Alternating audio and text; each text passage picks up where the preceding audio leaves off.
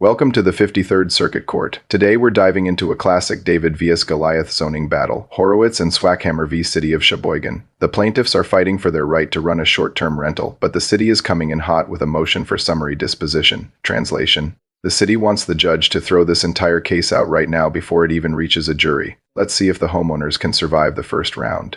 All right, good afternoon. We are on the record in the 53rd Circuit Court for the County of Cheboygan. We are providing public access both in the courtroom and also online. And up next, we have on our civil docket, Horowitz and Swackhammer v. City of Cheboygan et al. It's file 25-9139CZ. And counsel, you want to state your appearance, please, Mr. Voida? Good afternoon, Your Honor. Matt Voida for the city defendants. All right, and Mr. Horowitz, you're still representing yourself in this matter, is that correct? Yes, sir. Mark Horowitz. And Ms. Swackhammer, you're still representing your interests yourself in this matter, is that correct? Yes, sir. Okay, I have two motions up today. One, we still have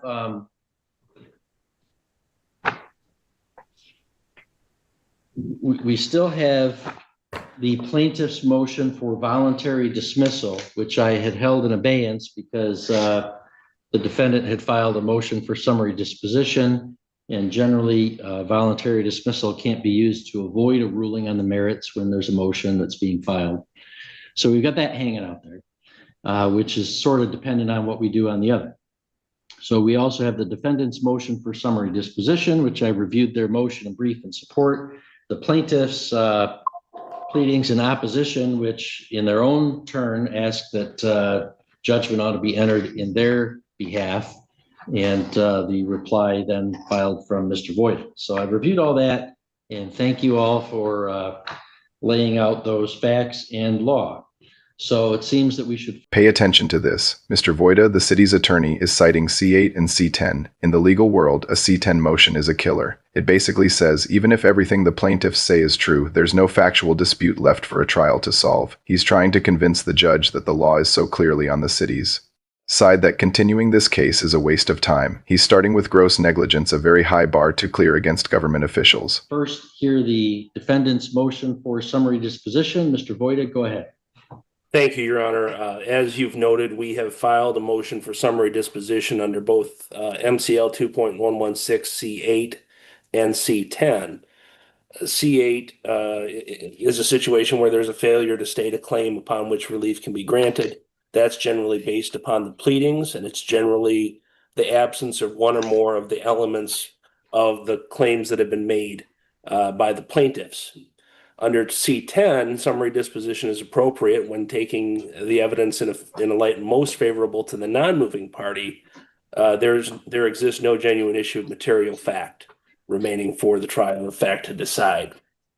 We have moved for summary disposition of each of the counts in plaintiff's complaint, and we have outlined that in our brief and in our reply. I don't want to sit here and regurgitate all of those arguments. And I suppose it makes most sense to go through count by count, if Your Honors, rather than going through everything exhaustively. If we wanted to handle this on a count by count basis, it might make most sense. Do you agree, Judge? Yes. Okay. So in count one, the plaintiffs make a claim for gross negligence and bad faith. And as Your Honor knows, there is broad governmental immunity that applies in most instances where governmental employees or governmental entities are acting within the scope of their authority and engaged in the exercise of a governmental function. The exception to that is gross negligence. And Your Honor knows as well that something is not grossly negligent simply because the plaintiff says in its pleadings that it's grossly negligent. In fact, the case law suggests that gross negligence is conduct that is substantially more than negligent. That language comes from Hakey v. Rivera from the Eastern District of Michigan in 2009, and various other cases along those lines. And so generally speaking, when governmental entities or governmental officials are acting in a governmental capacity, doing their jobs, even if they're ordinarily negligent, they are not going to be held liable for their actions. It's only if it's something that goes well beyond, substantially beyond negligence, ordinary negligence, that they would be held responsible. Can I ask And- you on the on that count, in reviewing the amended complaint, the gross negligence and bad faith claims seem to, I mean, it alleges several facts, but they all seem to be dependent on the alleged failure of the city to recognize the property's valid non-conforming use status. Is that correct? Here comes the dramatic reveal. The city's whole argument hinges on a single document, an affidavit from Sue Lund, the daughter of the previous owner. Why does this matter? Because in property law, if you stop using a non-conforming right like renting out a house, you lose it. The city is claiming the previous owner abandoned that right. If the judge believes this one piece of paper, the plaintiff's case might be dead in the water. Can you imagine losing your business because of what a former owner's relative said? That does seem to be where most of it flows from, Judge. I would agree with that. So can you address then I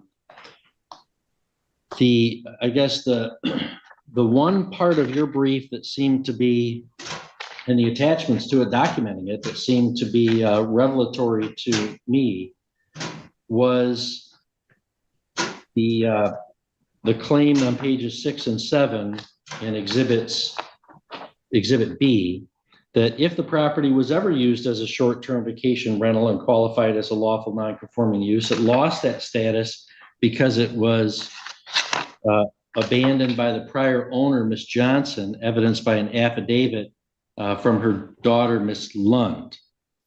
So am I right that then that is sort of the principal argument you're making, that then the any non-conforming use would have been abandoned by the prior owner, and therefore then of course the gross negligence claim would have to fail? That's correct, Judge. And obviously we have that affidavit. It's been submitted. The plaintiffs can't contradict that evidence because they were not familiar. They didn't own the property. They weren't there. They haven't submitted any counter affidavit saying otherwise. And so our position is, as I reviewed their pleadings, and I'll hear from plaintiffs on their position on that question, but reviewing their pleadings, it seemed that they weren't even really contesting that factual assertion. They're just saying, well, it doesn't matter because that wasn't included in your cease and desist letter. Was that the gist that you got of their position on that?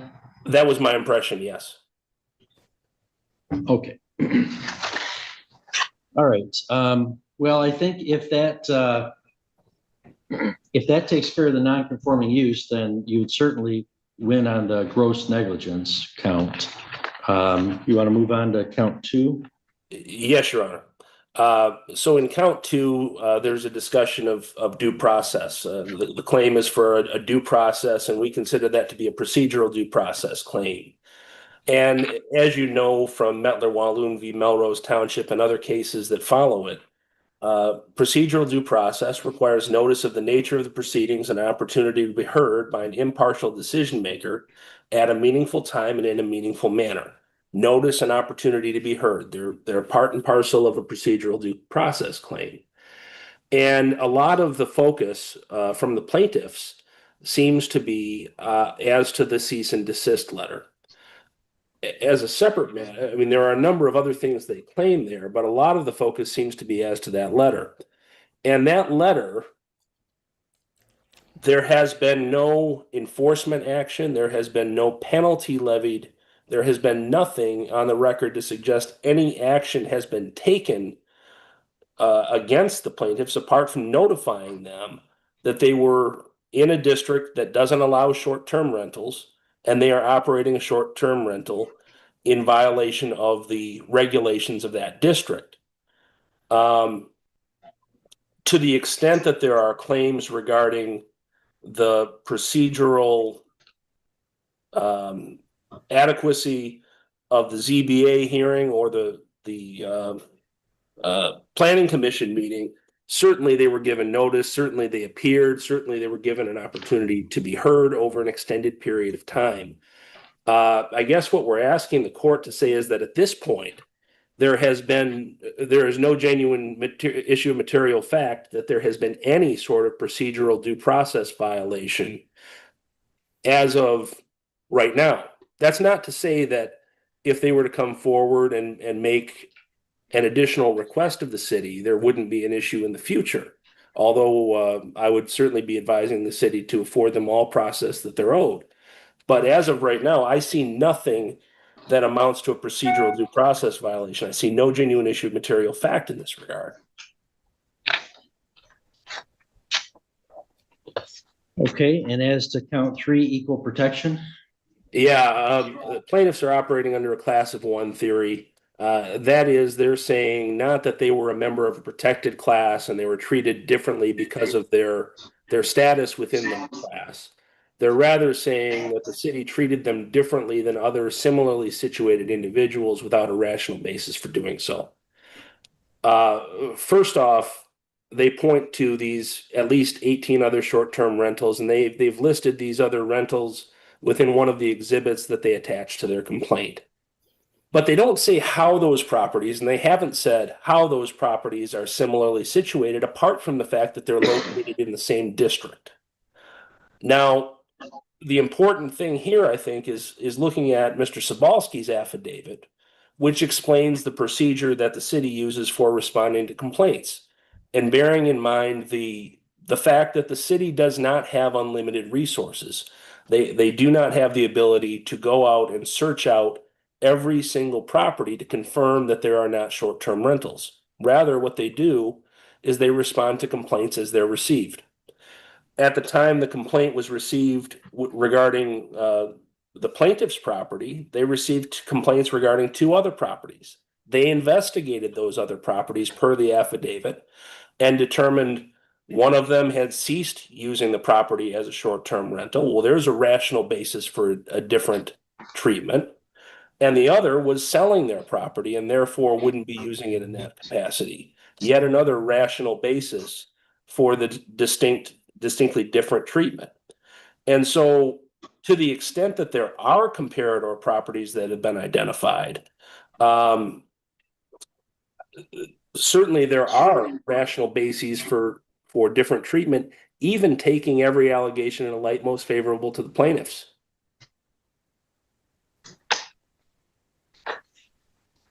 The plaintiffs are claiming and selective enforcement, basically saying, why pick on us when 18 other people are doing the same thing? But watch how the law works here. The city's defense is the limited resources card. They aren't required to catch every single speeder on the rental highway. They just have to prove they aren't targeting people for the wrong reasons. Do you think it's fair for a city to only enforce rules when a neighbor complains, or should they have to police everyone equally? Okay, and that's the affidavit from Hartman? From Sobalski, Okay, which I think is Exhibit A. okay. As to count 4, Judge, promissory estoppel, you know the elements of that. First, there must be a promise of some sort. Second, that the promissor reasonably should have expected to induce action of a definite and substantial character by the promisee. Third, that it produced reliance in fact. And fourth, it occurred under circumstances requiring enforcement of that promise. Well, our position is that the plaintiff's claims fail at the first element, the idea that there's a promise. Per the complaint, the allegation is that through non-enforcement of the ordinance over the course of 15 years, the city effectively promised the plaintiffs that it wouldn't enforce the ordinance as to them. And so therefore, they should be stopped from enforcing the ordinance as to the plaintiffs in the future. Judge, I'm at a loss there. I mean, that's a situation where, first off, there was no promise. They're not even alleging that a specific promise was made to the plaintiffs. That's the first problem. The second problem is the city has indicated through its affidavit that what they do is they respond to the complaints. And so if they don't have a complaint, they don't have something to investigate. And so even if there was non-enforcement for a period of time, it's because they didn't receive any complaints. And finally, from a policy standpoint, to take the position that, well, the government didn't enforce this ordinance for a long time, it can never enforce this ordinance, because that's effectively what the plaintiffs are asking to have happen here. That's not good policy. And so not only is there a factual legal problem with this, but from a policy standpoint, what they're requesting makes no sense. Okay, thank you. And then as to the defamation counts? Yes, Your Honor. Elements of defamation: false and defamatory statement concerning the plaintiff, unprivileged communications to a third party, fault amounting to at least negligence by the publisher, and then either, depending on per se or otherwise, actionability of the statement irrespective of special harm or existence of special harm caused by publication. So as we look at the statements that are alleged here, one of them is that, well, let me just pull up the complaint and go through them one at a time here. So they claim that Mr. Sobalski made a couple of statements, and we've reprinted those in our brief. One of them has to do with claims of snippiness. In other words, we're having some people getting snippy. Well, first off, it's not even directed toward the plaintiffs, and secondly, that's clearly opinion type statement. The other one, and I'm looking for the exact language in my brief here.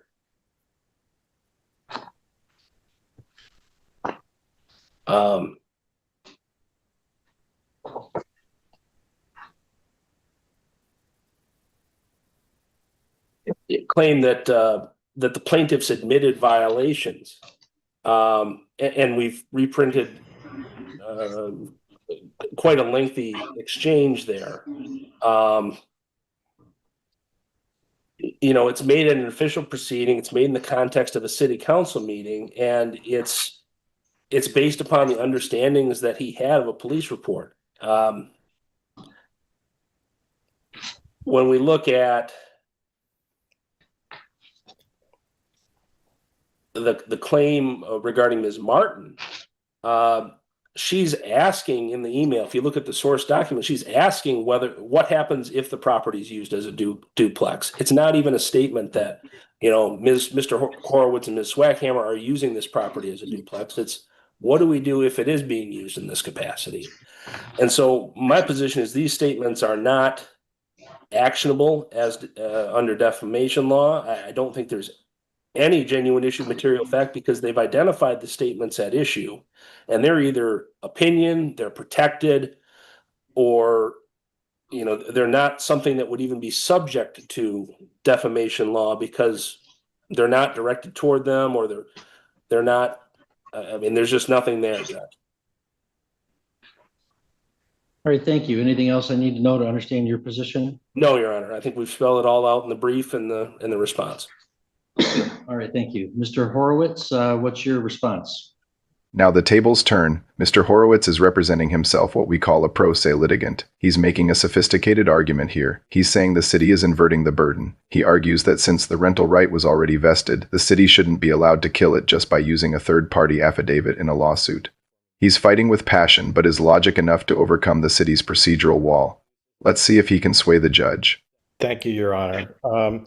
And Mr. Voigt is right. This case, and Your Honor is right, this case turns on the fundamental legal error that the city's approach, and it's specifically the inversion of the burden of governing lawful prior nonconforming uses.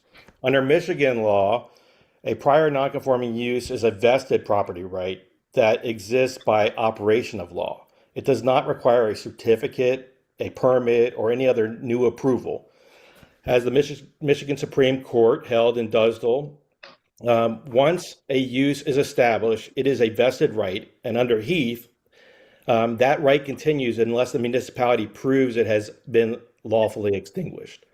They're attempting now to provide an affidavit by a third party to extinguish a vested property right through litigation. Yet they made a determination of a violation, and Mr. Voida just said that whether it is they took any other further action, they made a determination that we were in violation, which necessitated that they answer the threshold issue if the ordinance even applied to us.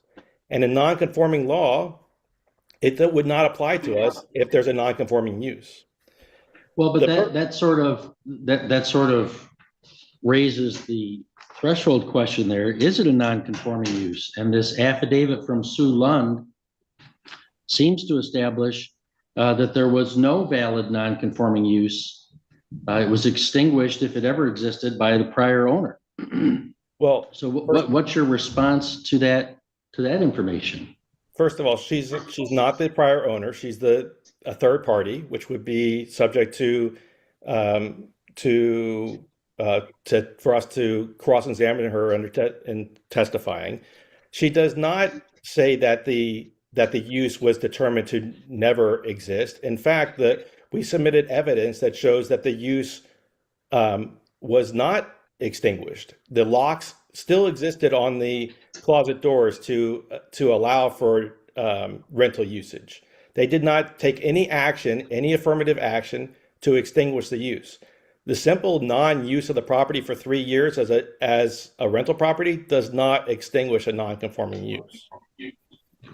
And all she is saying is that it wasn't used. She says that it was used as a one-family dwelling with no intention of ever operating it as a short-term vacation rental.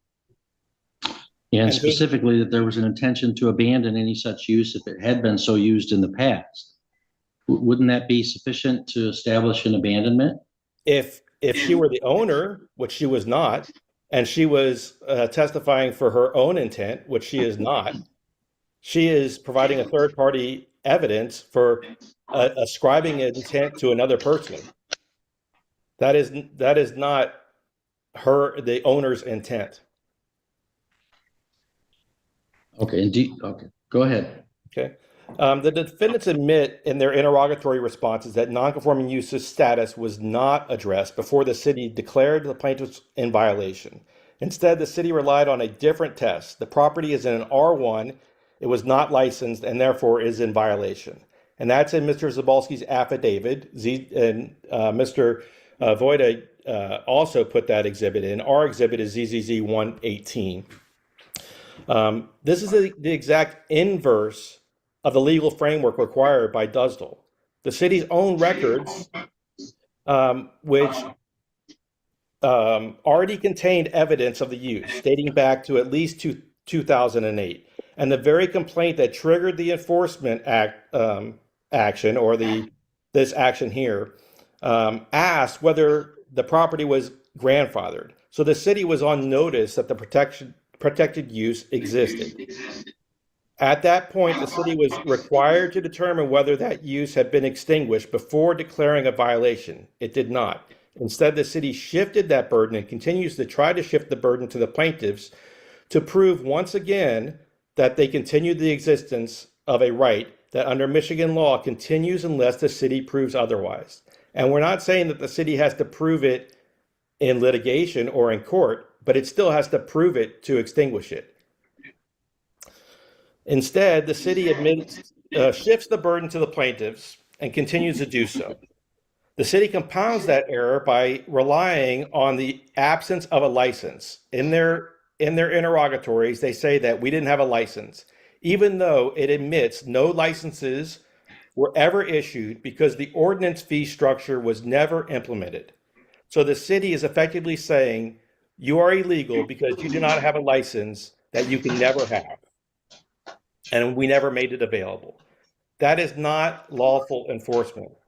And the consequences was deprivation. The city issued a directive ordering the plaintiffs to cease the use of their property, changing the legal status from lawful to unlawful, without first determining whether the ordinance applied at all. This is the core defect in this case. For the purposes of the defendant's motion, if you want to address that, Your Honor, do you want me to address the cross motion? Well, I mean, yeah, if you want, sure. Okay, but before I do that, for the purposes of the defendant's motion, these admissions alone create genuine issues of material fact and require denial of their motion for summary judgment. But also, they support the plaintiff's cross motion. Under MCR 2116 I2, the court may grant judgment to the non-moving party where appropriate. Here, the defendant's own admissions establish that the city's 2024 violation determination was made without applying the correct legal framework and without addressing the threshold issue of non-conforming use. They try to do so now, years after they made the determination. Plaintiffs are not asking the court to resolve every factual issue today. The narrow request is that the court recognize that the city's violation determination cannot be sustained on the basis that it was made.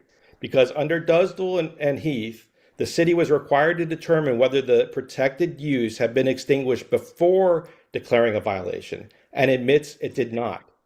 For those reasons, the defendant's motion should be denied and the plaintiff's cross motion for partial summary disposition should be granted to a limited extent. Thank you, Mr. Horowitz. Ms. Swackhammer, do you have anything to add in your interests? Not at this point. Thank you, Mr. Voida. Any rebuttal argument? Judge, if you have any questions for me, I'm happy to answer them, but otherwise I have nothing in rebuttal. Okay, no, I don't. Thank you. All right, And there it is. The judge isn't just leaning toward the city, he's handing them a total victory. By granting the summary disposition on all counts, the judge is effectively telling the homeowners, your understanding of the law is a profound misunderstanding. It's a cold, hard end to the plaintiff's claims of defamation and due process violations in the eyes of this court. Once that rental use was abandoned by the previous owner, the grandfather rights vanished into thin air. Case closed.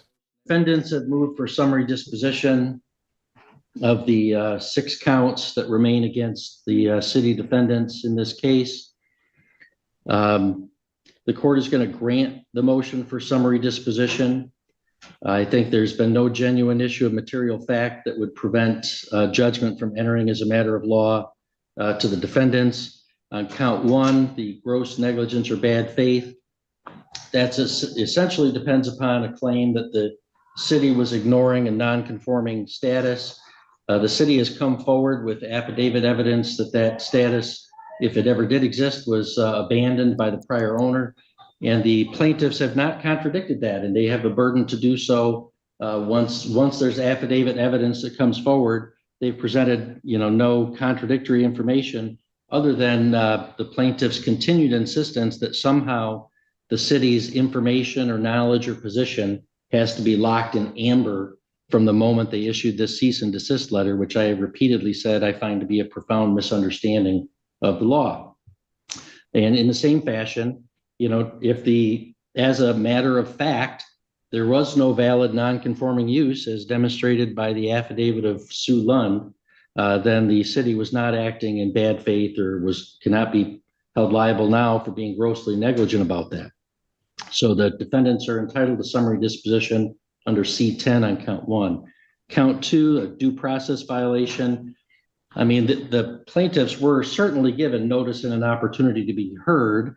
Their claim seems to be that, well, there wasn't sufficient due process before we get this letter, before the city makes this determination.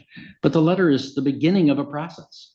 And the plaintiffs did receive the benefit of that process. There were public hearings. They were heard at those hearings. They have not come forward with any evidence that would support their claim in count 2 of a due process violation. The defendants are entitled to summary disposition under C10 of count 2. Count 3 is equal protection for a claim of selective enforcement. That's very tricky to pursue. You get pulled over by speeding by the police, telling the police officer that you saw other people speeding just as fast is usually not going to get you out of the ticket. And for good and legal reasons that, we can't possibly make sure that the government is targeting every violator with the same force of law. There are limited resources. There's limited ways that things come to the attention of officials. Here, there's an affidavit from Mr. Sobalski talking about the city responded to complaints that were made. They investigated them. Some of them resulted in a violation like this. Other ones, there had been a change. There's really no the plaintiffs have not sustained their burden of establishing a genuine issue of material fact that the city has somehow targeted them in a way that would violate equal protection. The defendants are entitled to summary disposition under C10 as to count 3. Count 4, promissory estoppel, really does depend upon this claim that the city didn't enforce this for years of inaction, despite knowing that this was going on. That doesn't rise to the level of preventing a city from deciding to enforce these regulations. There was no affirmative promise that was made to these plaintiffs. Plaintiffs haven't even pled such an affirmative promise. So therefore, they have failed to state a claim on which relief could even be granted. And the defendants are entitled to summary disposition of count 4 under 2.116C8, failure to state a claim. As to counts 5 and 6, the defamation counts, the city defendants are entitled to summary disposition under both C8 and C10 as to that. Really, those claims, I'm not sure why they're directed at the city defendants in any event. Some were initially directed at what I called the neighborhood defendants that were summaried out early in the case. But the city just taking positions as to what it believes to be violations and trying to enforce those at a public hearing through a public process, that's not defamation. And saying somebody is snippy is a matter of opinion. It's not even cognizable as a defamation claim. There have been no specifically false factual statements that were identified or even pled that would have resulted in reputational harm to these plaintiffs. So summary disposition under both C8 and C10 is granted as to counts 5 and 6. That would render that would mean that I'm also denying then the pending motion for voluntary dismissal, because as I said last time, voluntary dismissal without prejudice cannot be used to avoid summary disposition. So, Mr. Voigt, I'm granting the defendant's motion for summary disposition for the reasons stated on the record, denying the plaintiff's motion for voluntary dismissal for the reasons stated on the record, and you can submit an order to that effect. I believe there was only one other defendant that was never served, this John Doe Cheboygan watchdog. I'll find that that matter is dismissed as to that defendant who was never served. So, Mr. Voigt, if you can submit an order that would constitute a final order closing this case, and you can do so either by stipulation as to form or under the 7-day notice of presentment. I will do that, Your Honor. Thank you. All right. Anything further from the defense today? No, Your Honor. Thanks. Anything further from the plaintiffs, Mr. Horowitz? Oh, thank you, Your Honor. Have a great day. Ms. Swackhammer? No, thank you. Okay, you all have a good day. Take You care. too. All right, we're going to move back into our family division to end the day. So I'll end the live stream.